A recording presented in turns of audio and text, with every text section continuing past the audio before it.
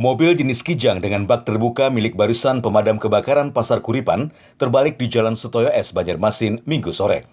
Dalam video yang direkam warga, tidak hanya mementalkan penumpang yang berada di dalam bak, mobil juga menghantam pengendara sepeda motor yang melintas.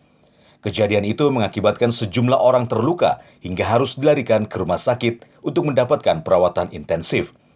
Insiden ini menambah daftar kecelakaan yang menimpa relawan penakluk si Jago Merah saat mendatangi lokasi kebakaran.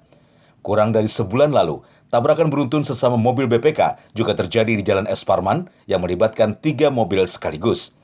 Selain ditunjang kondisi mobil yang normal dan bagus, kepiawaian sang driver serta pemahaman berlalu lintas juga jadi penentu meminimalisir kecelakaan di jalan raya.